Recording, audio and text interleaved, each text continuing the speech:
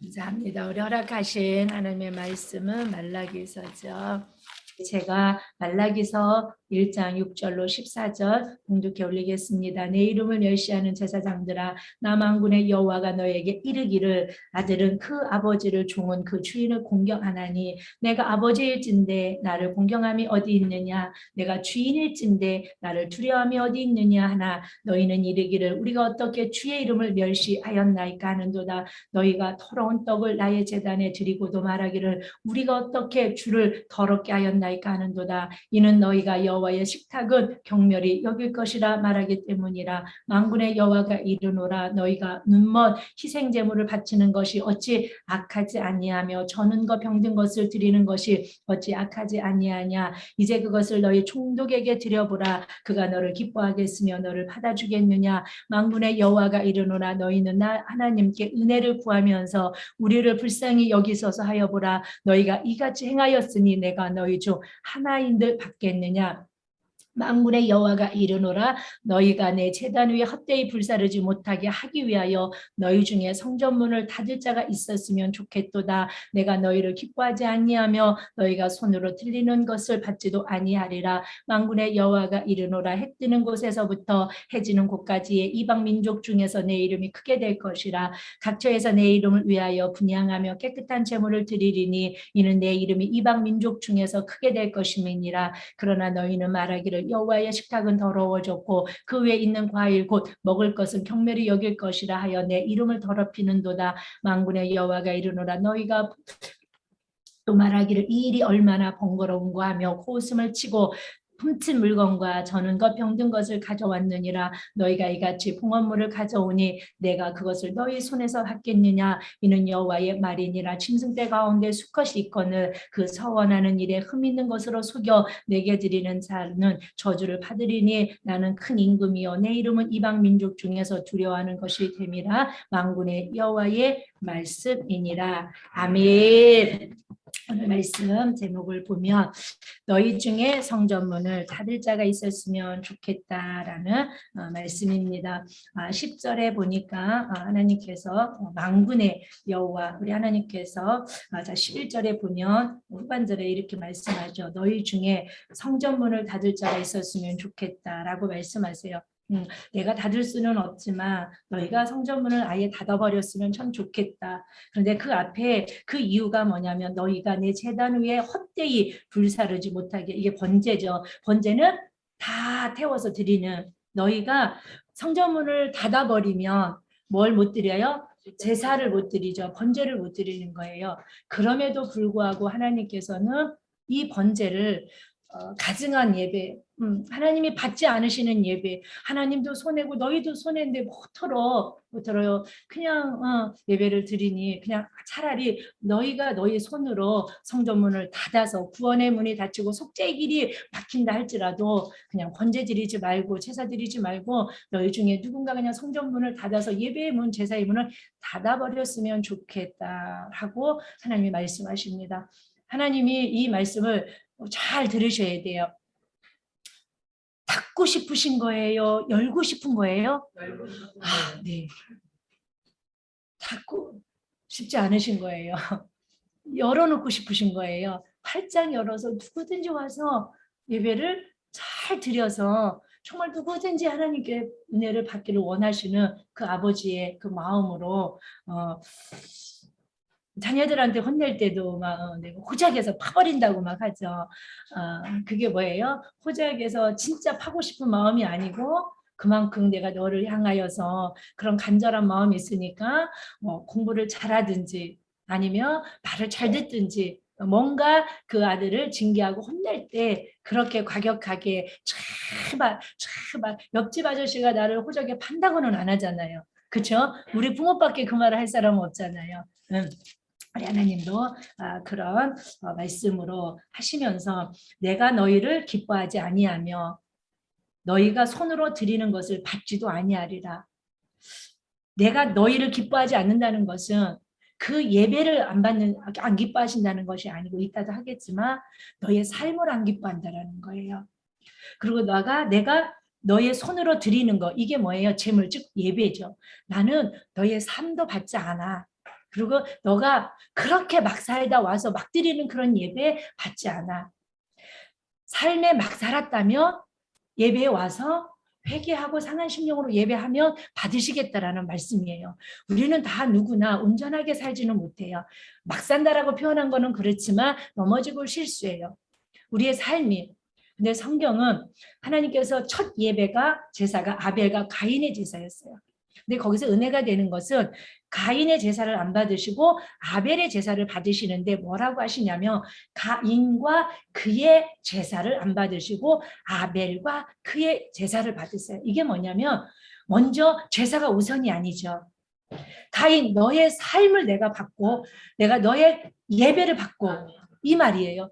그런데 가인은 하나님 받아주고 싶은데 그래서 신약에 와서는 가인의 예배를 안 받으신 이유를 뭐라고 히브리서 기자는 말하냐면 가인이 드린 그 예물이 증거가 되는데 그 예물이 증거가 뭐냐면 아벨은 가인보다 더 나은 제사. 그러니까 가인이 드린 제사와 아벨이 드린 제사 중에 누구의 제사가 더 나은 제사예요?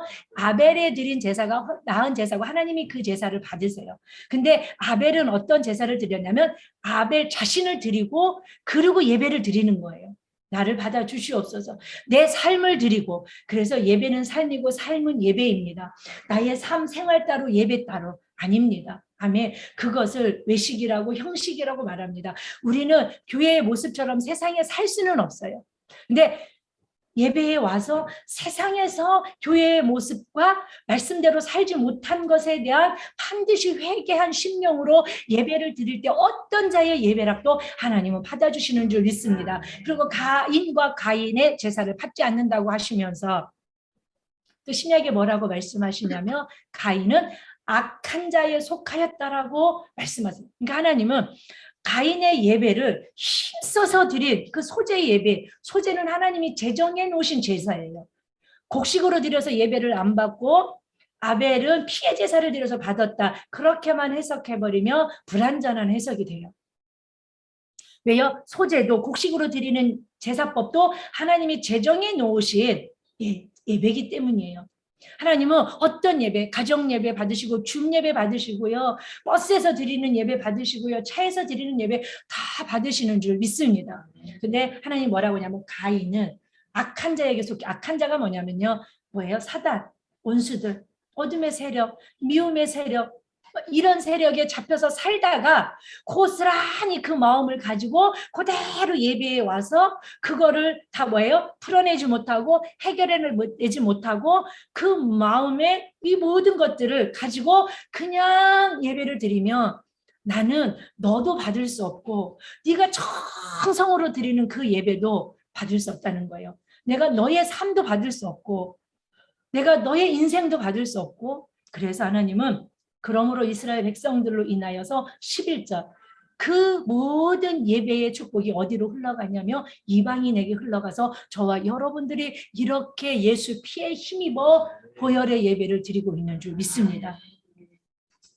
지난주에 제가 두 가지 간증을 한번 들었던 계기가 있어요. 한 간증은 자세히 뭐 적어가면서 듣지는 않아서 CBS에서 새롭게 하소서인가를 보는데 하준 파파라는 어떤 젊은 아기 아빠가 나와서 간증하는 그걸 보았어요. 막 울다 웃다 그랬는데 하준 파파 좀 유명하대요. 근데 아기가 하나밖에 없진 않더라고. 하나밖에 없는 줄 알고 혹시나 실수할까봐 찾아봤더니 아니더라고. 근데 그 아이를 잃어버린 아기가 죽은 그 고통과 슬픔을 겪었던 믿음의 사람들이더라고요.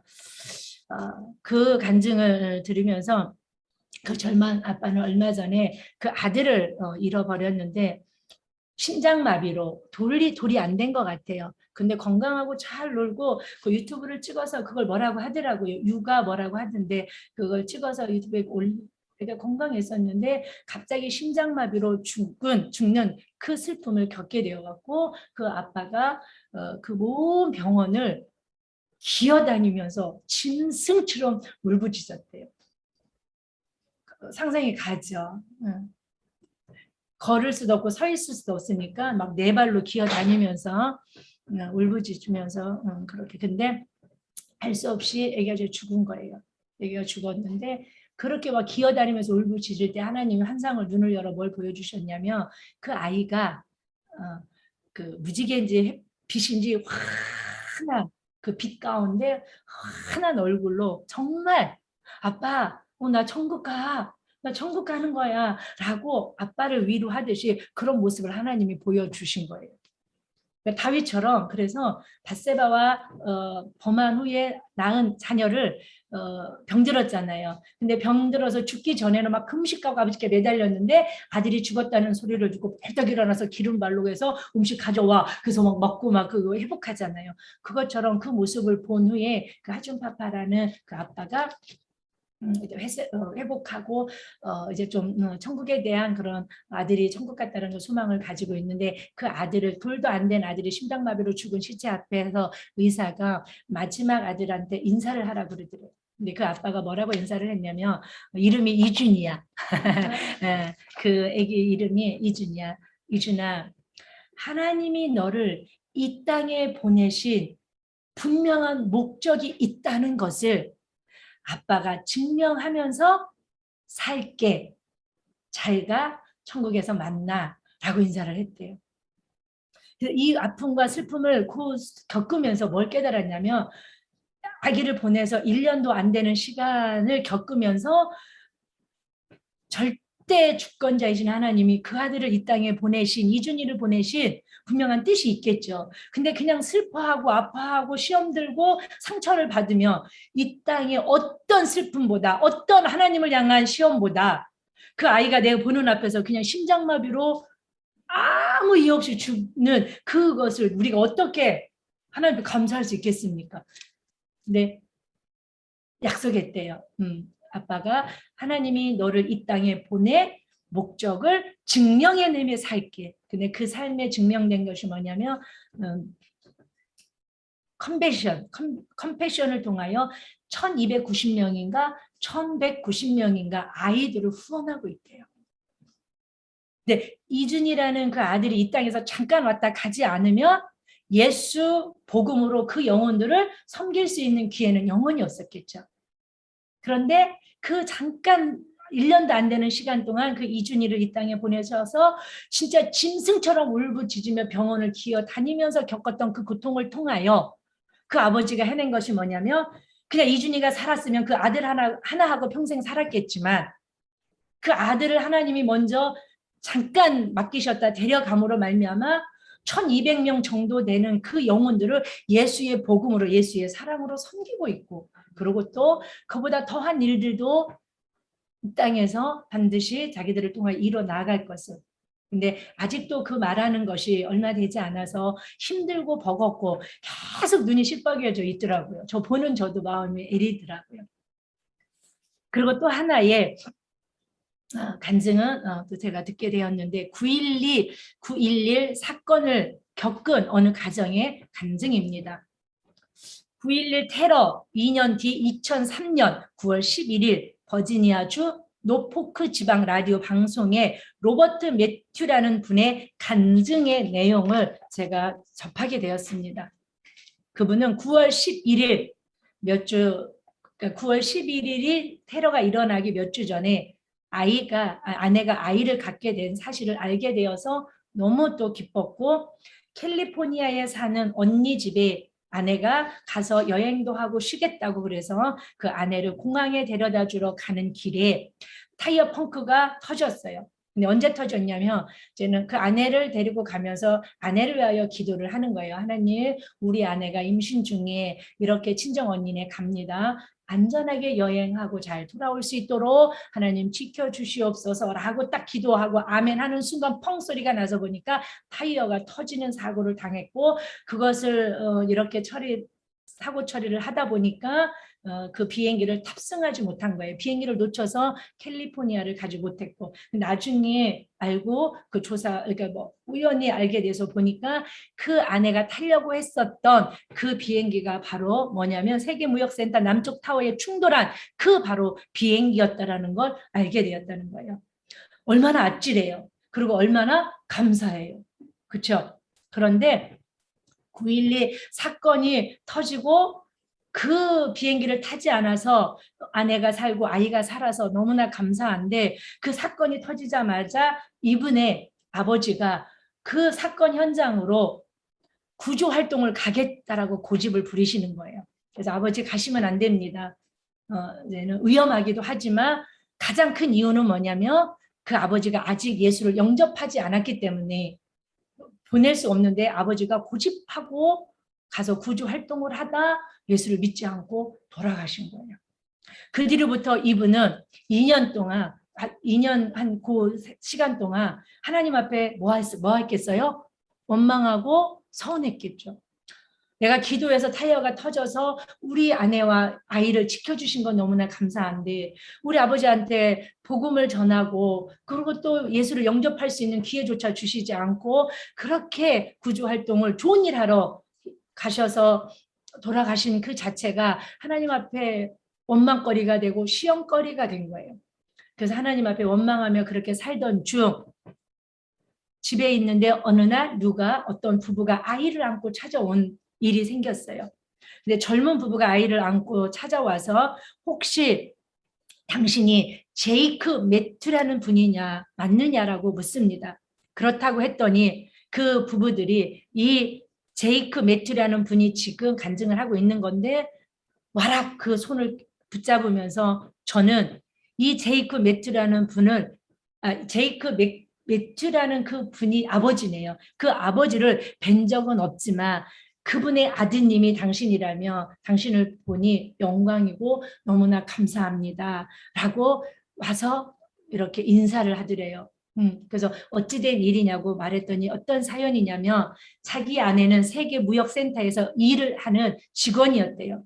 근데 테러 공격으로 인하여 건물은 무너졌고 아내는 임신한 상태에서 그 무너진 건물 더미에 깔려 있었는데, 당신의 아버지 제이크 매튜라는 분이 와서 자기 아내를 구조해서 자기 아내도 살았고 자기 아내 임신 중이었는데 그 아들도 살았다라고 합니다. 그래서 당신의 아버지로 인하여서 우리 아내도 살았고 아들도 살았습니다. 얼마나 감사한지. 그러면서 이 아들은 아버지가 그냥 무고한 희생은 아니었구나. 두 생명을, 그것도 얼마나 많은 생명을 거기서 구출해냈겠어요. 근데 그것이 다 아니고 이제 아내가 입을 열어 말을 이어갑니다. 꼭 한 가지 아셔야 될 일이 하나 더 있습니다. 그것은 뭐냐면 구조를 받는 상황 속에서 시간이 좀 걸리는데 그 상황 속에서 제 아내는 뭐예요? 크리스찬이었어요. 독실한 크리스찬이었고 아버지에게 그 구조를 받으면서 믿지 않는다는 소리를 듣고 복음을 전하게 되었고, 그 구조 과정에서 아버지께 예수님을 전했고 예수님을 그 아버지는 영접했고, 그래서 결국은 거기서 돌아가셨지만 천국 가셨습니다. 그래서 이 말을 꼭 해드리고 싶어서 찾아서 이제 왔습니다. 그래서 그 아들 부부는 흐느껴 울면서 우리 아버지가 예수 영접하고 예수 믿고 천국 가셨구나. 나도 천국 가면 아버지 만날 수 있겠구나. 예수님 곁에서 내가 갔을 때 아들아 잘 왔다라고 나를 환영해 주겠구나 하면서 놀라운 그 회복의 역사를 허락하신 그 하나님의 그 일하심을 간증으로 들었습니다. 이 이야기를 들으면서 우리에게는 놀라운 한 가지 사실을 일깨워 줍니다. 하나님은 언제나 모든 것들을 다스리고 통치하고 계시는 줄 믿습니다. 그런데 다스리고 통치하시고 하나님의 역사를 이루실 때 모든 것이 협력하여 이루시는 줄 믿습니다. 그래서 로마서 8장 28절은 너희가 알거니와 사랑하는 자 곧 그 뜻대로 부르심을 입은 자들에게는 모든 것이 협력하여 선한 역사를 이룬다. 그 선은 구원입니다. 아멘. 그러니까 하나님의 무언가 구원의 역사를, 영혼 육의 온전한 전인적인 구원의 역사를, 무언가 축복의 역사를 이루실 때 그냥 이루시는 것이 아니고 모든 것이 협력하여, 이 모든 것이 뭔지 아십니까? 있는 것, 없는 것, 아픈 거, 실수한 거, 그쵸? 아멘. 병든 거, 죽은 거, 가는 거, 이 모든 것들이 서로 협력하여 내가 실수한 것 같지만 이 실수를 통하여 나중에 보니까 하나님의 놀라운 역사를 이루는 뭐가 된 거예요? 재료가 된 거예요. 지금 내가 실수한 거, 지금 내가 넘어진 거, 내가 지금 아픈 거, 내가 지금 망한 거, 내가 지금 잘된 거, 내가 지금 성공한 거, 내가 지금 믿음이 있는 거, 이 모든 것들이 하나님의 선한 역사를 이루는 재료가 된 거예요. 도구가 된 거예요. 하나님의 역사는 그냥 뚝딱 이루어지는 것이 아니고 때로는 실패를 통하여, 있는 자를 통하여, 성공을 통하여, 넘어짐을 통하여, 병든 걸 통하여, 때로는 죽음을 통하여서도. 제가 아는 어느 분은 반주자였어요. 악보 없이 막 반주를 날아가면서 쳐요. 우리 기도원에서 반주를, 남편은 알코올 중독자였어요. 진짜 막 억지로 교회 오는 알코올 중독자예요. 그래서 설교 중에 포도주, 그럼 막 뛰어나간대요. 뭐 사러? 술 사러. 그리고 막 설교 중에 뭐 담배, 막 그러면 막 그걸 못 참고 막 나가십니다. 그런데 부흥회를 가시다, 그분이 반주자였는데 부흥회를 가시다, 익산 열린문 기도원 원장님 멤버들이에요. 교통사고로 즉사하셨어요. 그 자리에서, 그 반주자님. 우리 아이들도 어렸었는데 기억하실 할 것 같아요. 막 오면 우리 아이들 막 기도원에서 막 놀고 하니까 잔뜩 이 과자 사주고 가시고, 불쌍해 보였는지 맨날 꼬질꼬질하고 막 이러고 거기서 놀고 있으니까 집에도 못 가고 딱지도 못하고 막 부흥회 때는 막 그러고 있으니까. 그런데 다 시험거릴 것 같잖아요. 그런데 그 자매의 그 죽음을 통해서 그 목사님은요, 부흥회를 물불 안 가리고 다녀요.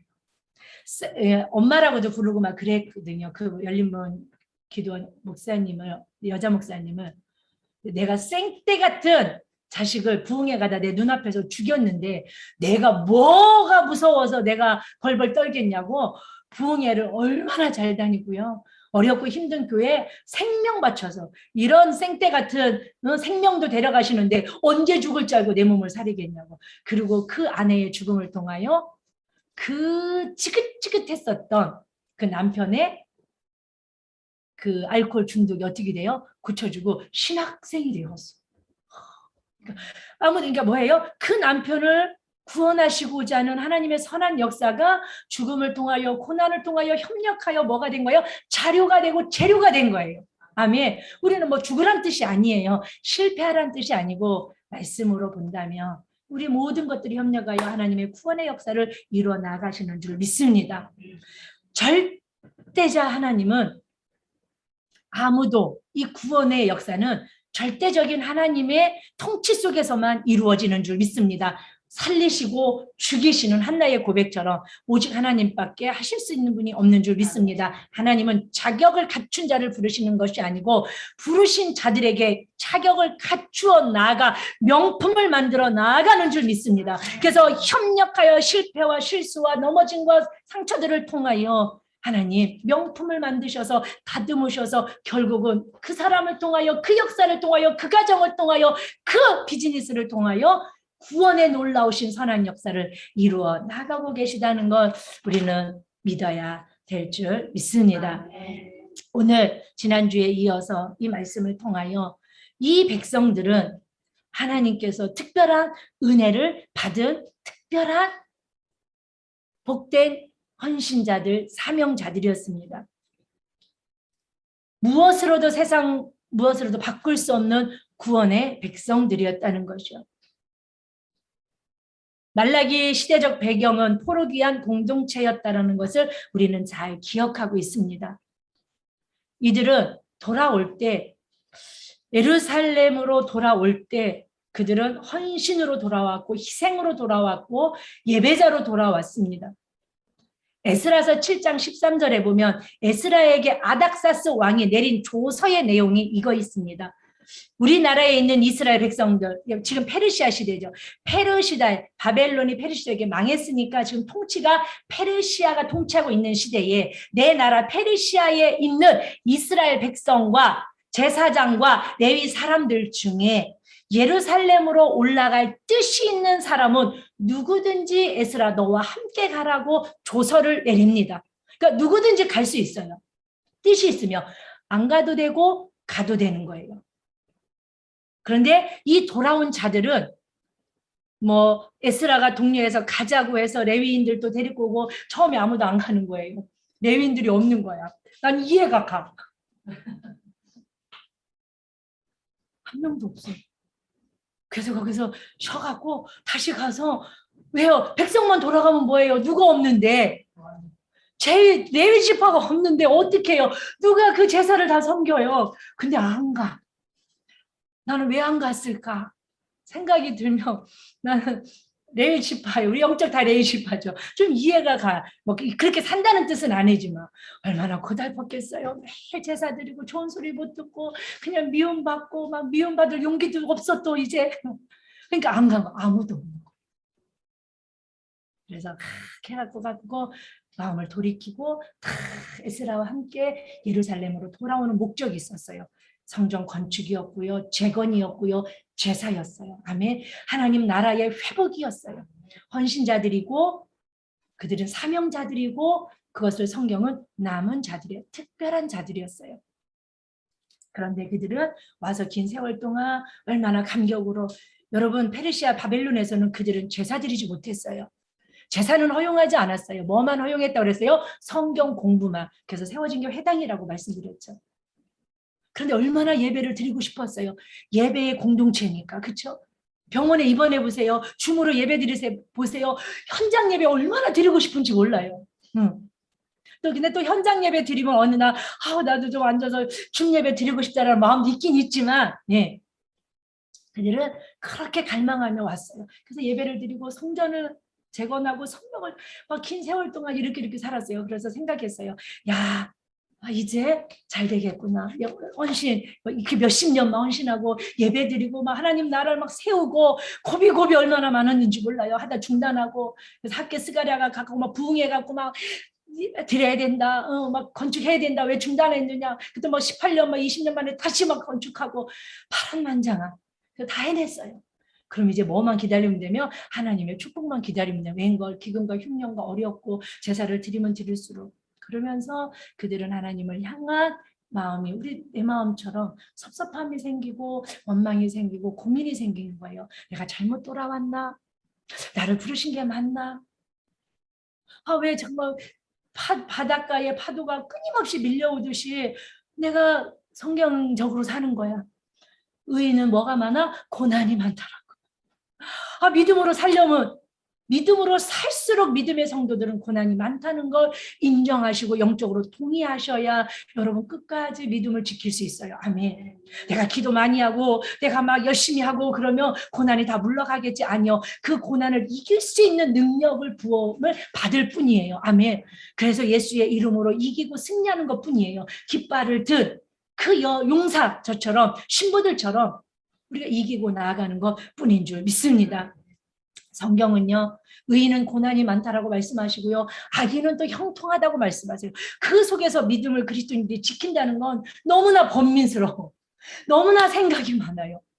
그래서 성경은 말해요. 야, 악인의 형통을 부러워하지 마. 얼마나 악인이 형통하면 계속 악인의 형통을 부러워하지 말라고 말씀하고 계시겠어요. 부탁하고 계시겠어요.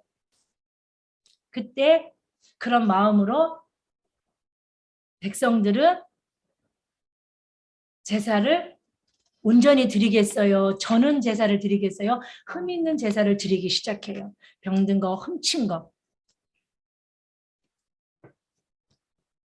13절에 보면 본문의 13절 만군의 여호와가 이르노 너희가 또 말하기를 이 일이 얼마나 이 일이 뭐냐면 제사 드리는 일이에요. 예배하는 일이에요. 얼마나 번거롭고 번거로운고 하며 코 웃음을 쉬는도다라고 말씀하고 있습니다. 이스라엘 백성들이 이제 얼마나 예배 제사를 저는 걸로 드리고 병든 걸로 드리고 눈먼 걸로 드리는 거예요. 그리고 제사장들은 그걸 뭐예요? 묵인해 주고 승인해 주는 거예요. 쾅쾅 인쳐 주는 거예요. 그 도장 박아 주는 거예요. 이 눈 멀었어? 근데 어차피 태워 번제 드리니까 괜찮아. 오케이 드려. 하면서 묵인해 주고 서로 암묵적인 거래가 이루어지기 시작하는 거예요. 그런데 이들이 이제 결국은 나중에는 이 예배가 어떻게까지 되냐면 얼마나 번거로운 거, 히브리 말로 보면 마텔라예요. 마텔라. 이게 뭐냐면 매우 짜증스럽고 거추장스러운 예배가 돼버린 거예요. 짜증스러운 거예요. 뭐가요? 예배가요. 그리고 예배가 뭐예요? 거추장스럽기까지 돼버린 거예요. 자, 사랑하는 여러분, 그럴 수 있어요. 하나님은 자꾸 막 흠없는 양을 드리래. 막 흠없는 소를 드리래. 온전한 예배 드리래. 근데 여러분들이 온전한 예배에 대한 정의를 잘 가지셔야 돼요. 막 이렇게 하고 돈 많이 드리고 예배 시간 잘 지키고 현장에 와서 드리는 예배가 온전한 예배가 아니라는 걸 기억하셔야 돼요. 어디서 예배를 드리는지 장소가 중요하지 않다라는 걸 여러분들의 마음에 잘 새기셔야 되는 줄 믿습니다. 자, 저는 이렇게 묵상하면서 이런 마음을 주셨어요. 병든 거 괜찮아. 지친 거 괜찮아. 조는 거 괜찮아. 힘든 거 괜찮아. 희생제물 뭐 도덕한 건 좀 그렇지만 없음. 자, 보세요. 우리 집에 없어.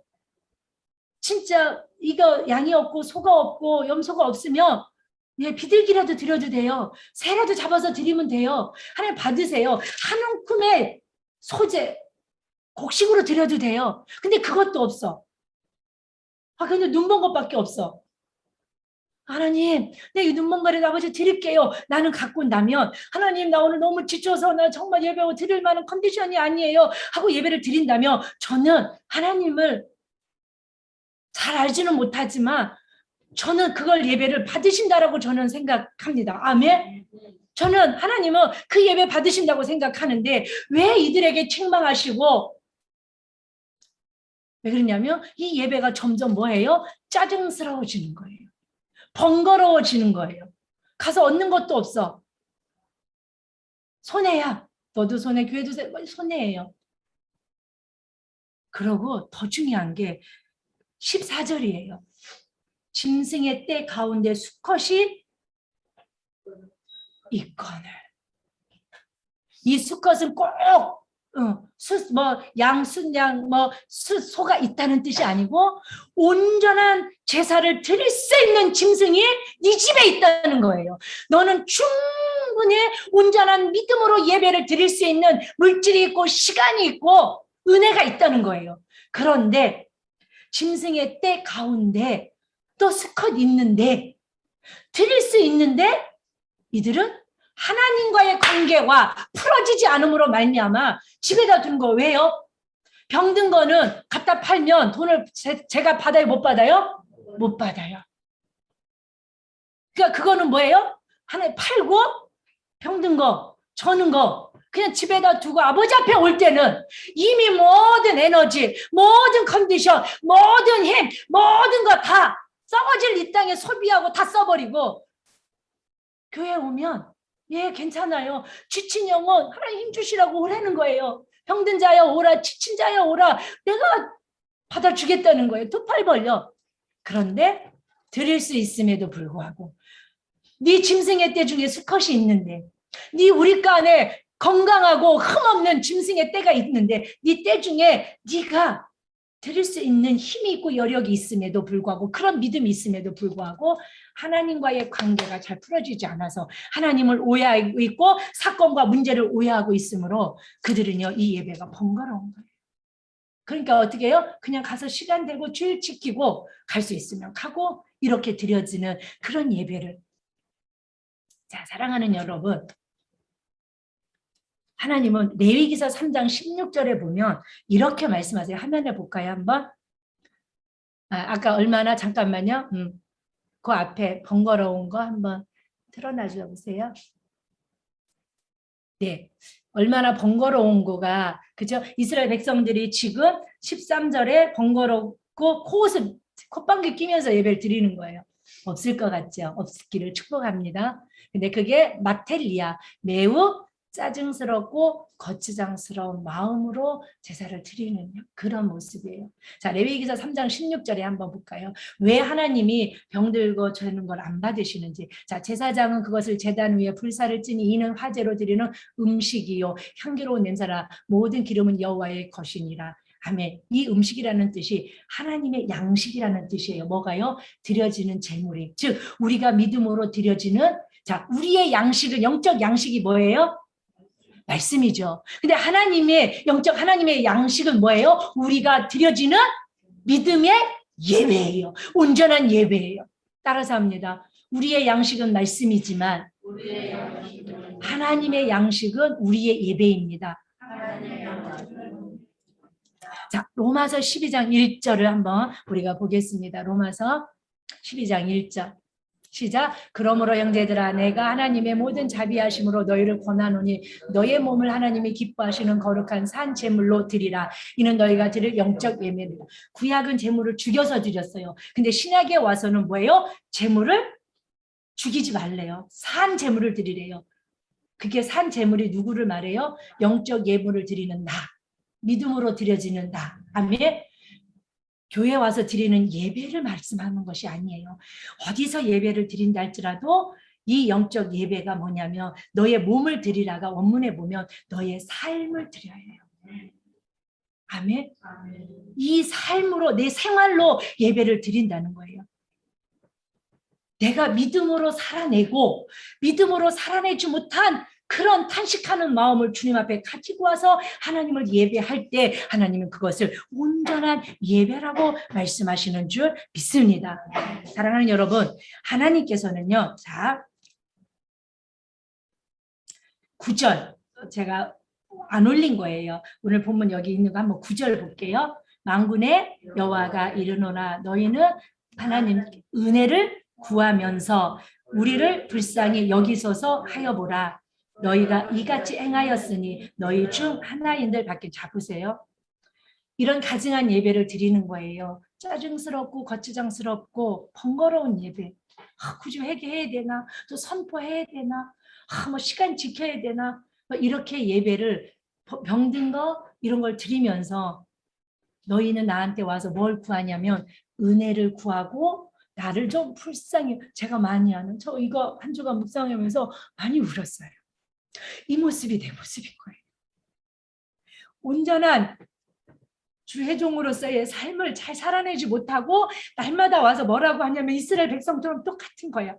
하나님 나를 불쌍히 여겨주시고 은혜를 베풀어 달라고 맨날 기도하는 나를 보는데 하나님이 너가 삶에 온전한 예배를 드리지 못하면 네가 교회 와서 제사를 드리고 나에게 은혜를 주십시오. 나를 불쌍히 여겨주십시오라고 말한들 내가 한 영혼이라도 그 예배를 받고 그 영혼에게 내가 은혜와 긍휼을 베풀겠느냐. 안 베풀어 주시겠다는 말씀이에요. 그러니까 너희는 어떤 예배를 드리라는 거예요? 삶의 예배를 드리라는 거예요. 교회 와서의 예배뿐만이 아니고 너의 삶으로 예배를 드리라는 거예요. 너의 삶의 예배. 이 삶의 예배. 그렇게 예배를 드릴 때 너희가 그렇게 기도할 때 그렇게 은혜를 구할 때 내가 그렇게 너가 나를 찾아올 때 나는 너에게 은혜를 주고 긍휼을 주겠다는 거예요. 자, 사랑하는 여러분, 하나님께서는 예배에 대해 말씀하십니다. 온전한 예배 드리라는 거예요. 온전한 제사 드리라는 거예요. 그 이유가 내가 너에게 온전한 제사를 드리는 그 한 영혼 한 영혼에게 은혜를 줄 것이며 내가 그 한 영혼 한 영혼에게 긍휼을 베풀 것이라는 거예요. 그런데 하나님께서는 모두에게 신약도 마찬가지입니다. 예수 그리스도의 피의 공로를 의지하고 나와서 드리지 않고 외식으로 형식으로 육신의 생각으로 잡혀서 예배를 드린다라면 이 예배는 하나님의 은혜가 한 방울도 내게 부어지지 않고 하나님의 긍휼을 얻을 수 없어요. 그런데 기도와 축복과 긍휼과 은혜가 부어지지 않는 이유를 성경은 야고보서 4장 3절에 이렇게 말씀하십니다. 구하여도 받지 못함은 정욕으로 쓰려고 잘못 구하기 때문에 내가 은혜를 구하고 긍휼을 구하고 응답을 구하고 축복을 구하는 거예요. 예배에 와서 예배자로 살아가니까 설거지하면서도 예배해요. 너무 큰 은혜예요. 그런데 받지 않는 거, 주지 않는 거예요. 근데요, 너가 정욕으로 쓰려고 잘못 구하는 거예요. 나 건강 주면 물질 주면 나는 고백하죠. 하나님의 영광. 여러분 죄송하지만 하나님은 속지 않습니다. 비즈니스 잘 되기 바라죠. 근데 다 똑같이 100이면 100사람 그리스도인들은 다 말해요. 무슨 누구의 영광? 네, 속으로는 내 영광을 위하여 좋은 집, 좋은 차. 그런데 입으로는 뭐라고 그래요? 정직하게 그렇게 구하는 사람도 있겠지만 하나님 말합니다. 네가 잘못 구하고 있어. 그래서 네가 예배에 와서 예배를 드려도 내가 그 예배를 통하여 은혜를 못 부어주고 있고 그 예배를 통하여 내가 긍휼을 베풀어주지 못해. 내가 받을 수가 없어. 두 번째가 시편 66편 18절이에요. 시작. 내가 나의 마음에 죄악을 품었더라며 주께서 듣지 않아. 내가 예배를 통하여 하나님께 예물을 드리고 기도를 하고 찬양을 하고 긍휼을 구하고 은혜를 구하는데 하나님 듣지 않아. 근데 그 이유가 뭐냐면 다윗이 말합니다. 내 안에 뭘 품으면 죄악을 품으면 이게 뭐냐면 누구든지 죄악은 품어요. 누구든지 죄악은 품는데 그 죄악이 예수 보혈의 능력으로 해결되지 않은 상태에서 나오는 예배는 하나님이 받으실 수 없어요. 너무나 받고 싶은데 받으실 수 없는 거예요. 잠언 21장 13절을 이렇게 말씀하십니다. 귀를 막고 가난한 자가 부르짖는 소리를 듣지 아니하면 자기가 부르짖을 때에도 들을 자가 없느니라. 가난한 자가, 불쌍한 자가, 부족한 자가 나에게 와서 도와주세요. 은혜 좀 베풀어 주시고 불쌍히 여겨주시고 긍휼을 베풀어 주세요 하는데 듣지 않는다면 나도 네가 어려울 때 부르짖고 나한테 부탁하며 해도 나는 너를 들어줄 수가 없어. 아멘. 자, 사랑하는 여러분, 하나님이 우리에게 은혜와 긍휼과 이런 축복을 부어주시지 못하는 그 이유에 대해서 하나님의 입장을 성경에서 끊임없이 말씀하십니다. 근데 우리의 초점은 어디에 맞춰져 있냐면 안 주신 거. 그냥 그 어린아이 데려간 거. 그리고 그냥 아버지 가서 구조활동 하다 그냥 돌아가신 거. 거기에 우리가 멈춰져 있는 거예요. 이 하나님과의 섭섭한 마음과 오해를 풀어내려고 애쓰지 않는 거예요. 이 마음을 가지고 예배를 와서 가증스럽게 그냥 번거롭게 예배를 드린들 하나님은 받으시지 않는다는 거예요. 자, 사랑하는 여러분, 그러면 하나님은 우리가 어떨 때 예배를 그렇게 받으시고 네가 손으로 드려지는 예배, 네가 삶으로 드려지는 예배를 받으실까? 저는 한나를 기억해 봤어요. 저는 한나와 오벌 앞에서 한나는 늘 이렇게 성전에 가서 말해요. 분인 나의 격동되게 하는 그 슬픔을 가지고 아들 못 낳은 것도 서러운데 그 분인 나가 너무나 아픔을 주는 거예요. 근데 그는 성전에 가서 기도하죠. 나를 기억해달라고. 제가 맨날 그렇게 기도하는데 한나랑 저랑 다른 게 뭐냐면 한나는 기도하다 하나님의 마음을 깨달아요. 아멘. 사무엘상 1장 15절을 보면 나는 마음이 슬픈 여자라 포도주나 독주를 마신 것이 아니오 여호와 앞에 내 심정을 통한 것뿐이라고 말하는데 이게 무슨 뜻이냐면 사랑하는 여러분, 내가 기도하다 충실한 제사장이 흠니와 비느하스가 뭐예요? 제사장인데 하나님을 알지 못해. 엘리 제사장도 제사장인데 정말 하나님 마음에 드는 예배를 드리지 않아. 가증스러운 예배, 좋은 거 있으면 홀딱홀딱 먹어버리고 수종드는 여인과 동침하고 아버지 엘리는 잘못했다고 아들들에게 말하지 않고 뭐예요? 아까우니까 혼내지 않고 그런 시대에 하나님의 마음은 충실한 제사장을 기다리고 정말 누가 이 성전에서 이 교회에서 하나님이 기뻐하는 예배를 바르게 가리키고 바르게 예배할 자를 기다리시는 하나님의 마음을 깨달아요. 내 서름에 기도하고 내 서름에 울부짖고 짐승처럼 울었을 것 같아요. 그 허준 파파처럼. 아버지 이게 뭡니까? 그러다 엘리 제사장이 독주를 먹은 것처럼 울부짖는 소리도 못 내고 막 속에서 그렇게 우는 그 한나를 오해할 정도로 한나는요 이 속에서 짐승처럼 그 울부짖을 때 하나님의 마음이 부어진 거예요. 야, 이 시대에 나는 제사장이 없어. 야, 너 아들 없어서 우니? 그 하준파파라는 그분이 그 아들이 죽는 사건을 통해서 너무나 지금까지 믿음을 지킬 수 있는 그 은혜가 뭐냐면 하나님, 내가 이준이가 이렇게 귀한 나한테 생명보다 귀한 아들인데 하나님 독생자 예수를 어떻게 이 땅에 보내셨어요? 그리고 어떻게 십자가에 내어 찢어 죽이셔서 나를 어떻게 살리셨어요? 하나님 앞에 예수님이 어떤 아들이었는지, 나에게 허준파파라는 이 아빠한테 이 이준이가 어떤 아들이었는지를 자기는 알잖아요. 그러고 나서 성부 하나님 예수님을 이 땅에 십자가에 죽이시는 그 사랑을 깨닫게 되었대요. 한나가 아들이 없어 울부짖다가 제사장, 신실한 충실한 제사장이 없어서 울부짖고 계신 하나님의 심정을 깨달은 거예요. 사랑하는, 예배는요, 하나님의 마음이 부어지는데, 하나님, 이 시대에 어떤 예배자를 원하십니까?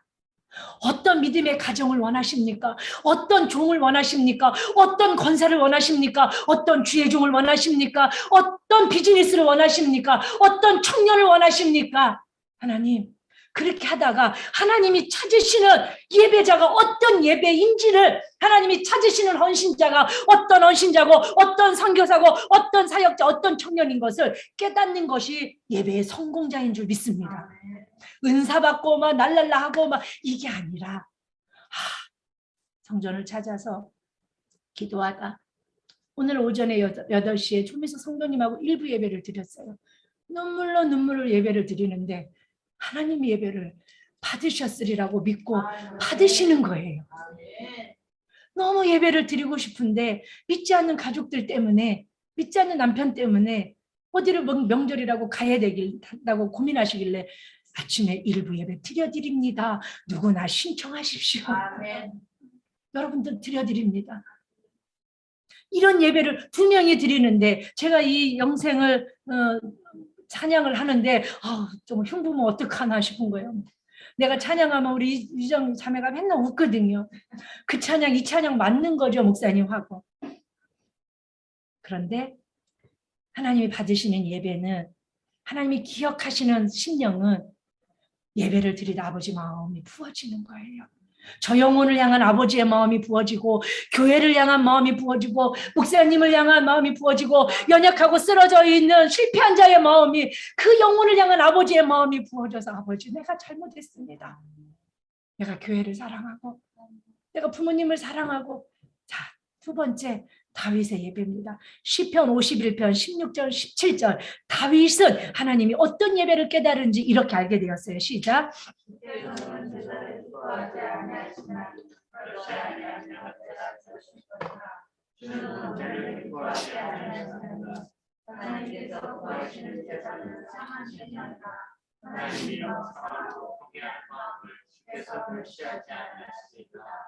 아멘.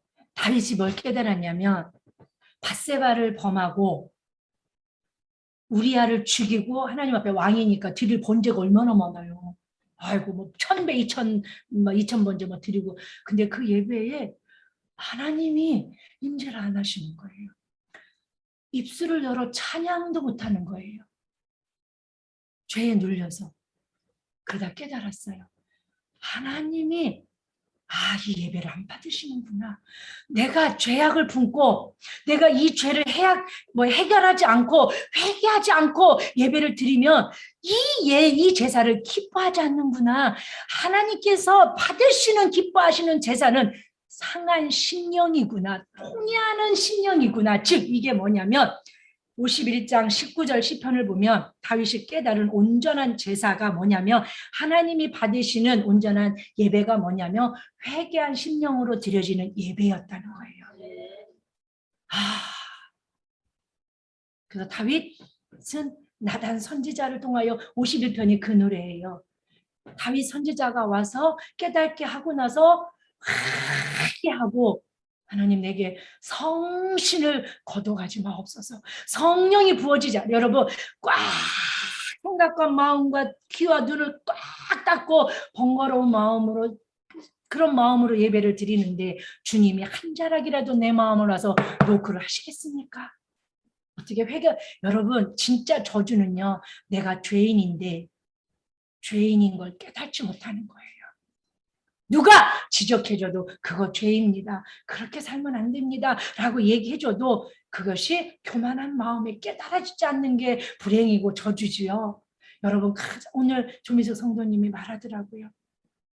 목사님, 어려운 중에 하나님 앞에 와서 회개하고 내가 지옥 안 가고 내가 이렇게 하나님의 자녀로 천국 가는 거 이거보다 더 큰 축복이 기적이 은혜가 없다는 걸 깨달았다는 거예요.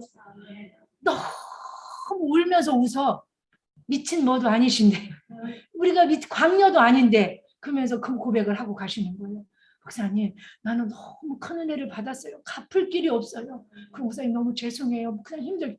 제발 그런 소리 하지 마. 그 예배를 얼마나 받으셨겠어요. 그리고 또 얼마나 안수해드렸어.